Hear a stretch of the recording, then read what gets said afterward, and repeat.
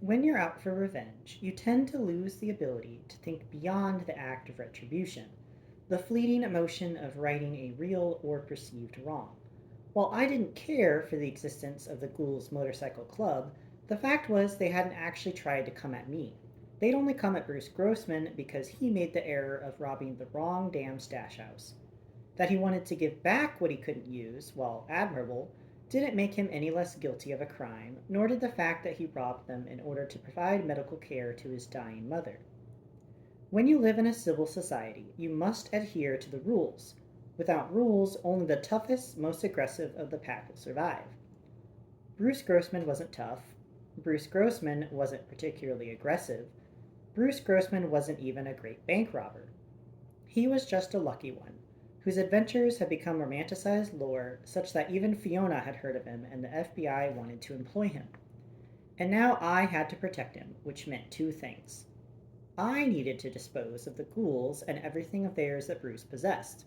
If I could sell it all to the ghouls, that would make for a perfect order of life, but I knew well enough that come midnight there would be war. Bruce Grossman had to stay dead. If he managed to get arrested again, the ghouls would know, and then he would be dead again, but with a headstone and appropriate services. I sat in my mother's living room and explained both of these things to Bruce. He nodded his head once, but then didn't say anything at first. Sam and Fee were in the kitchen working on a laptop to get some pertinent information and pretending not to listen to our conversation, though every few seconds I heard Fiona sigh or mutter something like, "Oh, just put him on the rack, for God's sake." Luckily, Bruce's hearing wasn't so swift. Zadie, my mother, and Maria kept themselves busy at the kitchen table trading People magazines back and forth. I could tell my mother was getting jittery from the lack of tar in her body, but she was somehow managing to not smoke inside her own home. My bout of childhood bronchitis cursed her. "So," Bruce said, as though he downloaded my thoughts, "you grew up in this house?" "I did," I said. "Nate, too." "And your dad, where is he?" "Dead," I said. "But he haunts the linoleum in the laundry room." "And you liked it here?" "Can't say that I did." "Your brother, did he?" "No," I said. "It wasn't always the happy place it is now.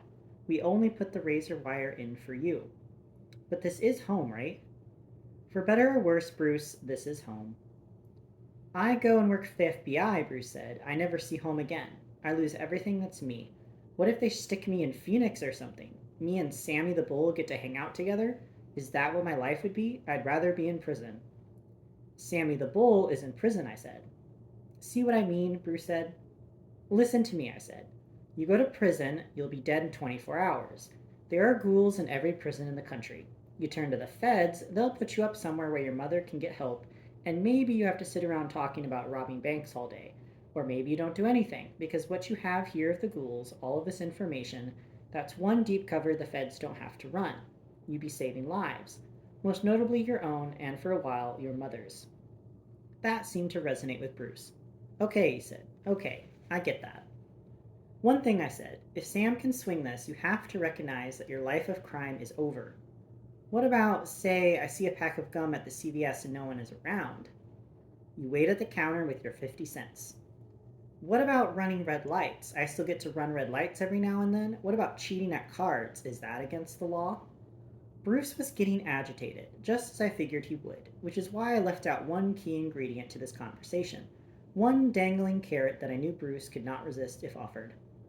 "There's maybe one thing you could do," I said. "Yeah, cheat at bingo?" "How would you like one more score?" I said. "I've seen this movie," he said, but oh, there was a spark in his voice, so I played it out. "Never mind then," I said. "Sam will call the feds, see what we can work out." "Let's not be hasty," Bruce said. "You haven't even told me the score." I smiled. "That's the super criminal we know and love," I said. I waved Sam and Fee over. "Finally," Fiona said, this time loud enough that everyone could hear. Sam sat down between Bruce and me on the sofa and handed him the laptop. "You recognize this?" he asked. On the screen was a two-story house in what appeared to be a nice neighborhood. The lawn was cut, the windows had white shutters. In the driveway was a Volvo SUV. You could almost hear the sound of a gold dog barking and small, adorable children telling their J. Crew model mother that they were bored. Suburbia personified. "Am I supposed to?" Bruce asked. "It's a stash house belonging to the Banshees," Sam said. "Nice taste," I said.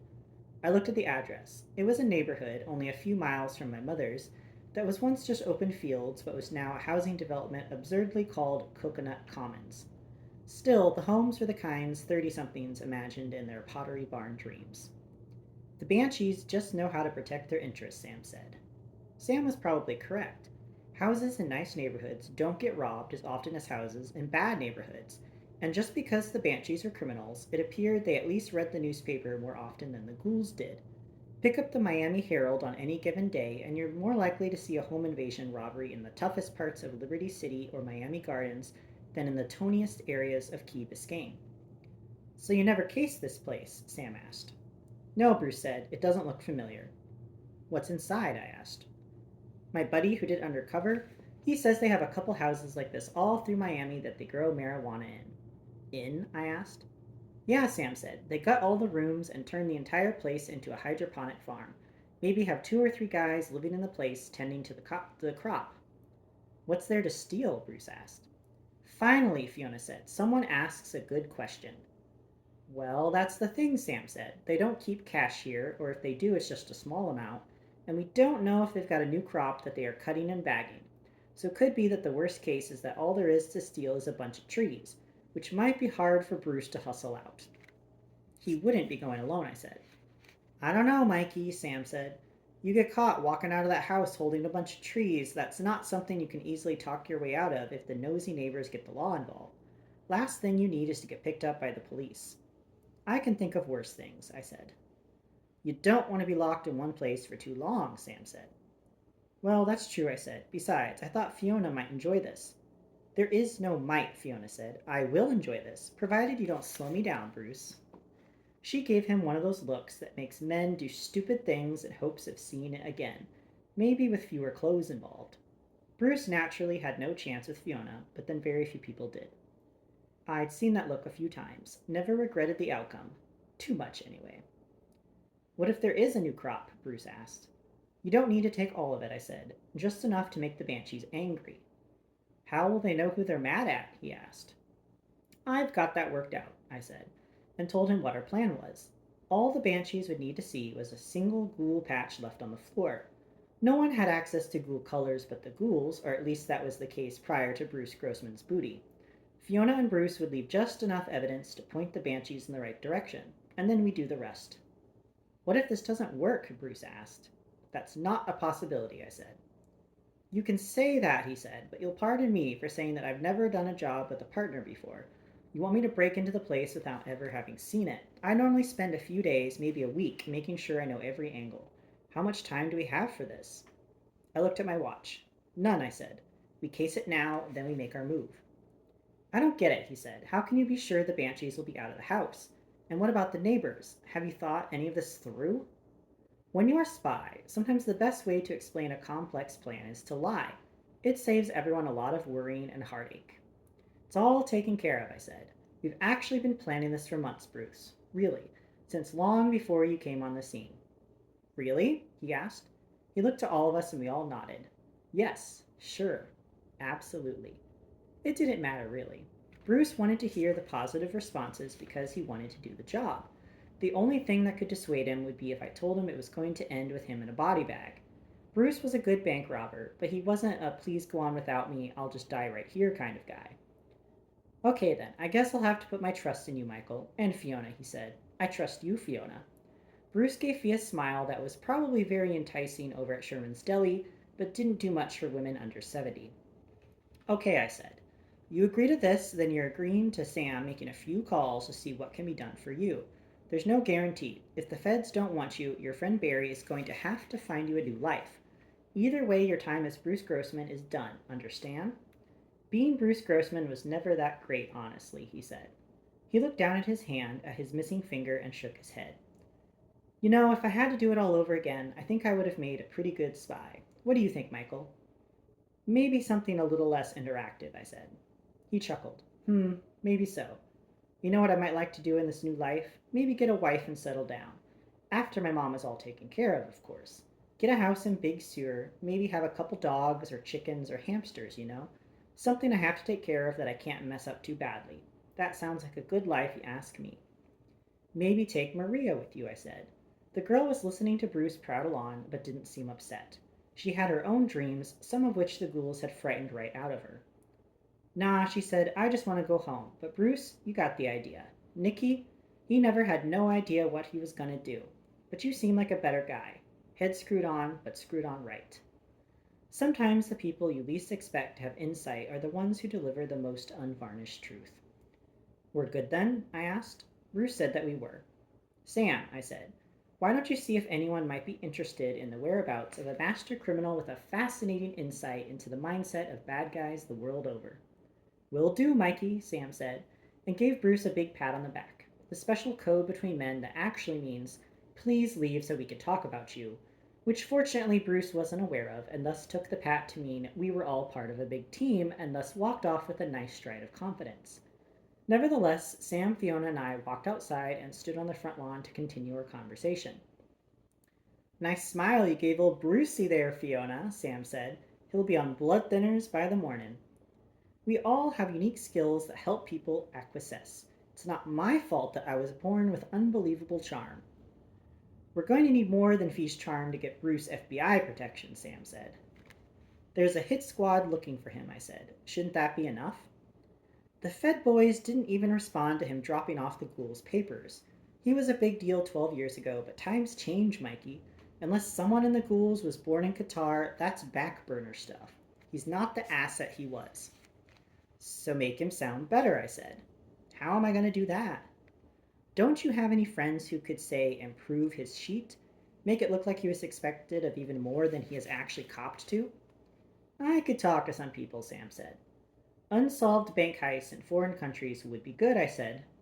What about I get him implicated in fixing American Idol, too? Whatever it takes, I said. I'm going to call Barry and see what we can cook up.